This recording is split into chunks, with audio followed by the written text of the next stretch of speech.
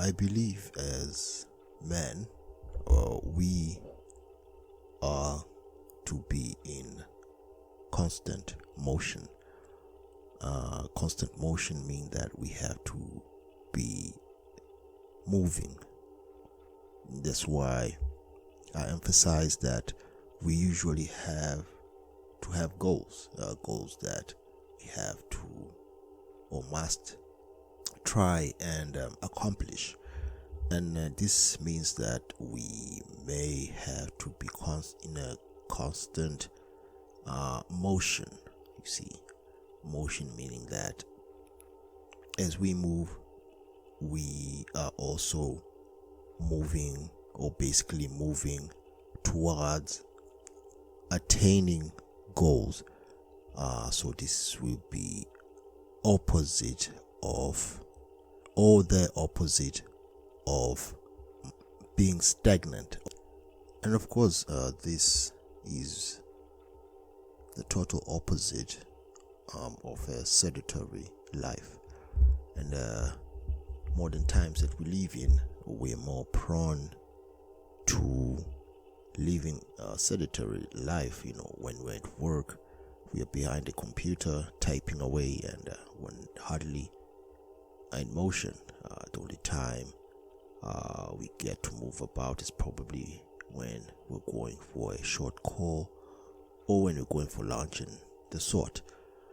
And when we're back at home, we're just behind the screen again, behind TVs, and just overall not really moving as we are primarily supposed to, right?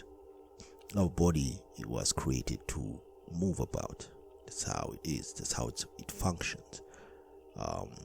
When we move about, we become much more functional, and this also brings about a much more healthy overall body. So you get to choose what type of movement you would like to really participate in. That's exercises, there's all sort of exercises: walking, running, body weight training. All those are movements that I'm emphasizing on, so that you counter, or we counter the motionless that we live in, the sedentary life that we live in modern times. And of course, a lot of these problems that come about, that we acquire, are actually propelled by the sedentary life that we live, the sickness, the illnesses that we have.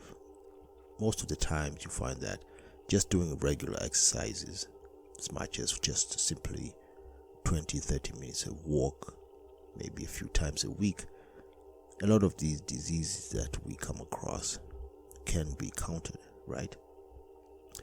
But at the same time, of course, we usually don't have the time to do this. But again, I usually say, if something is important, we will make the time.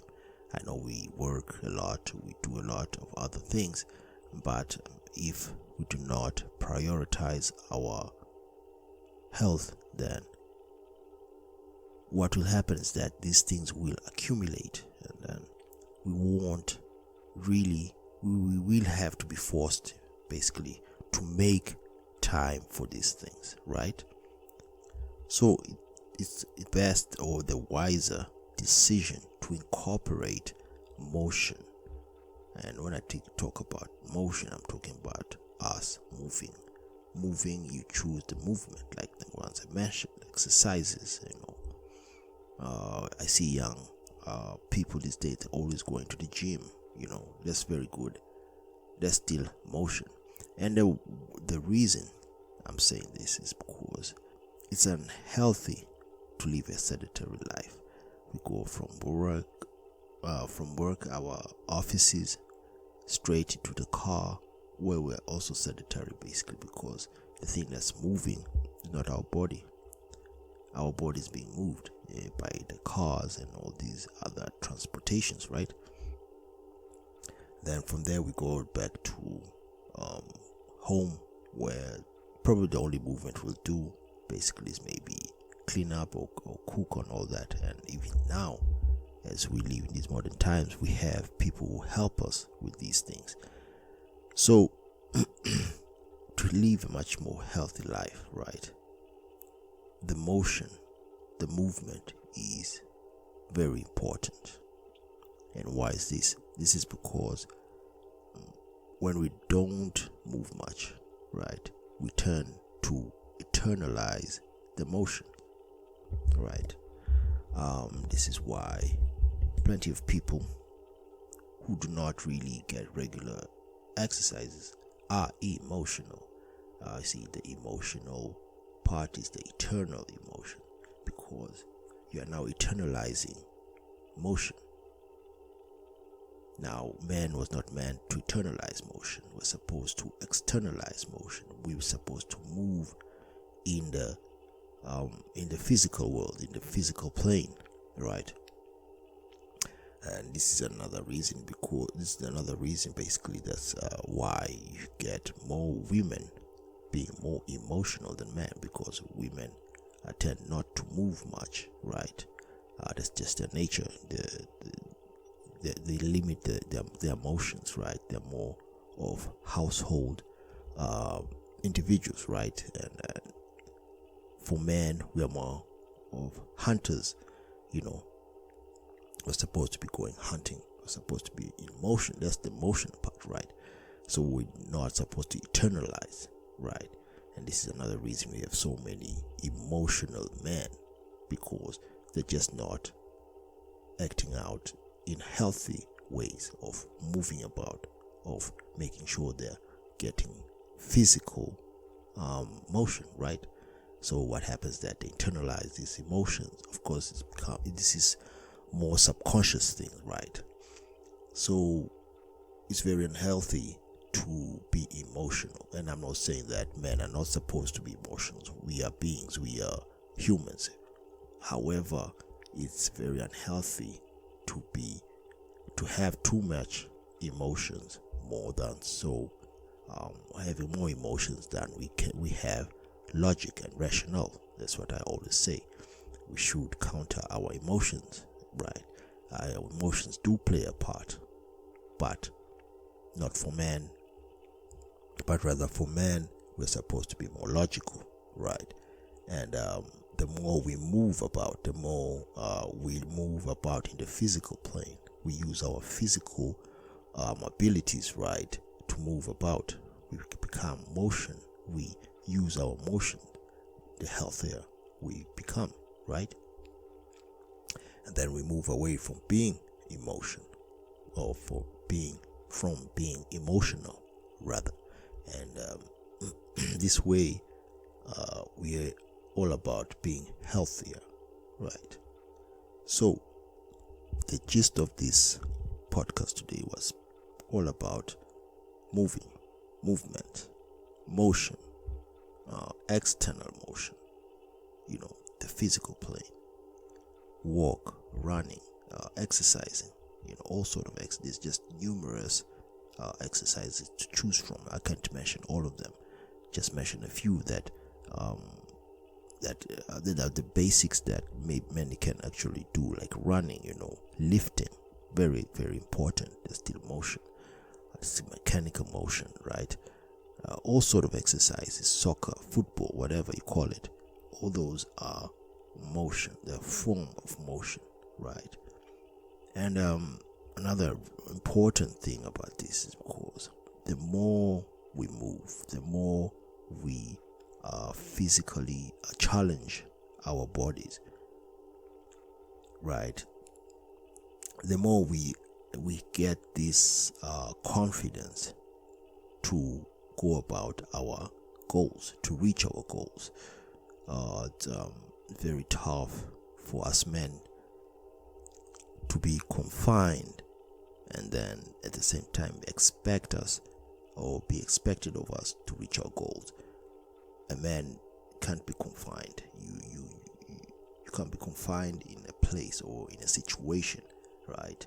And then expect yourself to be or expect to reach those goals that you want to accomplish, right? This is another reason that solitary confinement, right, is one of the worst punishment for a man.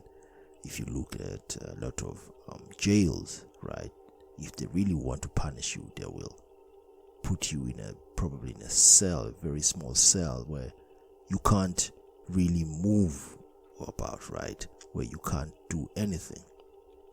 And this is because they know that a man's progress comes by moving. Man's progress comes by externally growing, right? And you can't really grow if you are really confined within a situation. And this is not to say that having a job where you are in a sort of cell, right, is bad, but you should be moving towards your own goals at the same time, right? Trying to accomplish more than what you have, right? Trying to expand so that you're not confined, right?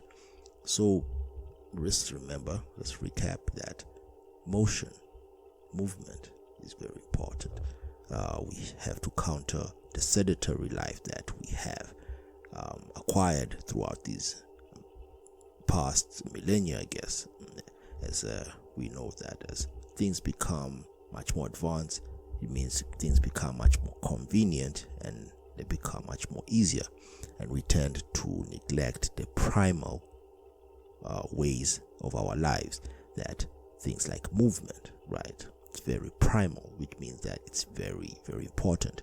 If we neglect that part and then we only look at or seek out things that makes things easier, then we tend to deteriorate in a lot of ways, right? So movement is important. Rather, choose your movement, exercising, walking, all sort of movements that will get you in motion, external motion, healthy emotion, instead of internalizing that emotion, rather internalizing your emotions, which will bring a whole lot of problems within, a whole lot of problems internally.